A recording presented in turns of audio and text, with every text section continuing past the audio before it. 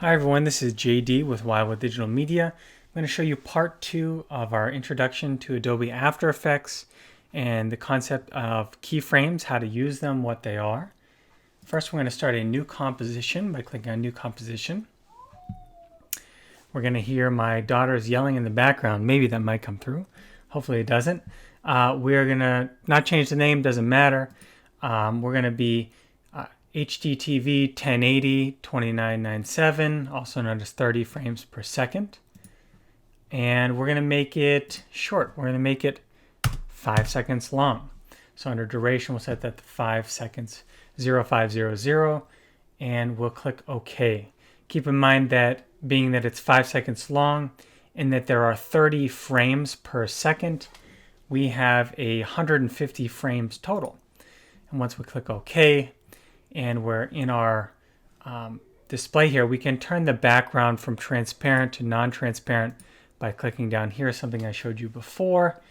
And right now I have that at fit, which is a little bit bigger than 100% because I'm on a 5K monitor. We're going to go ahead and we're going to go for a new by right-clicking down here in comp. This is going to be a slightly different way to do the same thing we did before. Right-click, we'll go to new, and we'll go to solid. And I don't really care what the name of it is. I don't really care what the color is. We just want it to fill the whole thing, which is default already set, and we'll click OK. So now we have a real background. We're going to go ahead and bring something in so that we can move it around and show you a few basic things, starting with how to move something from off camera onto the camera. So we'll click up here and we'll pick a different one. The last time we'll be holding the Alt key on our keyboard and clicking on this till we get something we want. Let me Command Z that because I accidentally double clicked and gave us something that occupies the whole frame. By the way, you'll notice that if you double click, you'll get something that occupies just about the whole frame. If we were clicking on rectangle and we double click, it'll fill up the whole frame as well. But we're going to want something smaller. Let's go for a polygon. And we'll go ahead and create our polygon. And we'll create it here. I can even drag it so that it's a little bit of an angle. Fine. Going down to the bottom, under Polystar, we can move it by going under Transform Polystar. If we go to this one down here, this transform, that's for the whole layer. So if we had more than one vector shape, more than one shape on that layer, we could move all of the shapes. But we just want to move our polystar. In this case, it's a pentagon. We can change that in After Effects as well. We don't need to bother with that. Right now, we're just going to click on position and slide that off of the screen over here. And again, sorry if you can hear my daughters in the background yelling. They're playing in the playroom next door.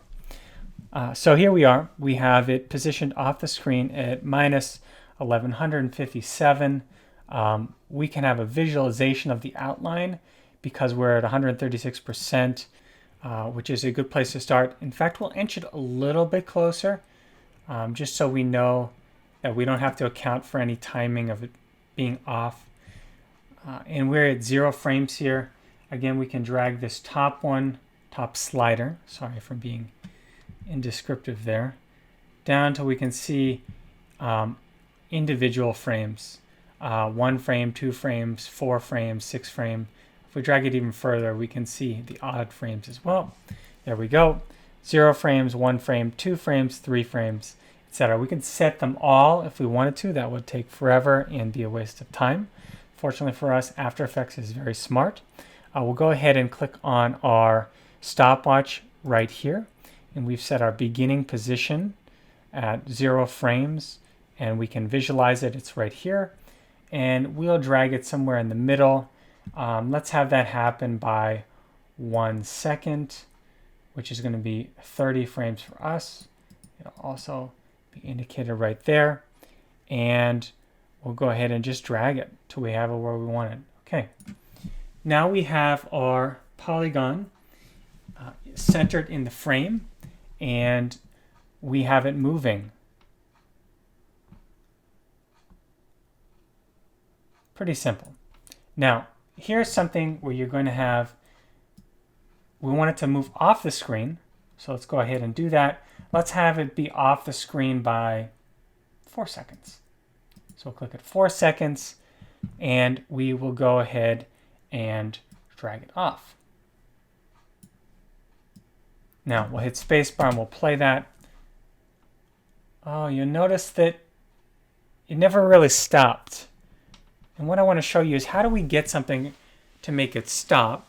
So where we have a object, whether it's text, whether it's the vector box below text that you want it to highlight the text or whatever, you want that to come on the screen, then you want it to stop, then you want it to fly off the screen. Okay, well, let's do that. So we'll hit Command Z to delete that last thing we did. Now let's go from 1 second to 2 seconds by dragging the playhead. We're going to go ahead and go for this little diamond down here, which says add or remove keyframes. Click on that, and what it did is it did something very important. Between this keyframe and this keyframe, we're the same. And so if you want your object to stay fixed, to avoid motion at all, to remain in place, you have to add an additional keyframe where it's not going to move at all. And so that's really integral, because from here we're going to go from -1100 to 15 in the X position. Then we want it to stay at 15 until 2 seconds. Now 2 seconds we're going to begin to fly off the screen. So let's go ahead and go to 3 seconds and then we'll fly it off the screen. So what you should see now, after I've dragged that, is we should be able to play it. It's going to go in, hold, then fly off.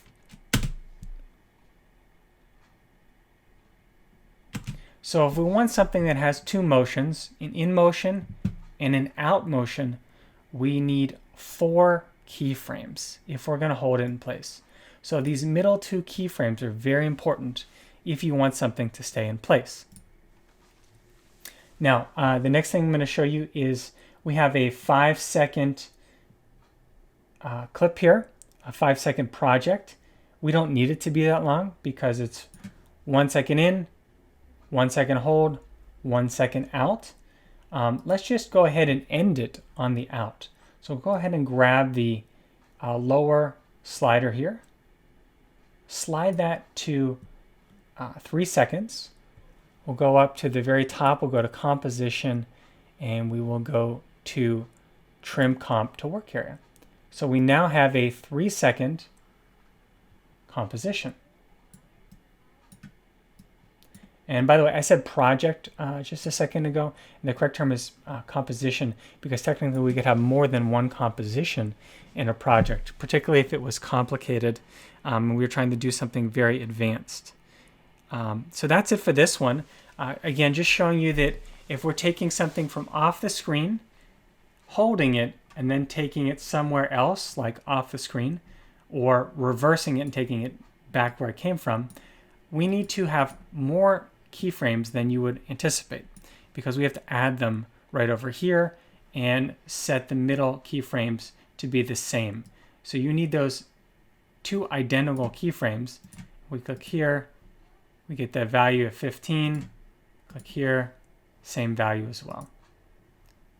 And that's it. If you enjoyed this or found it helpful, please comment, like, or subscribe. Thanks.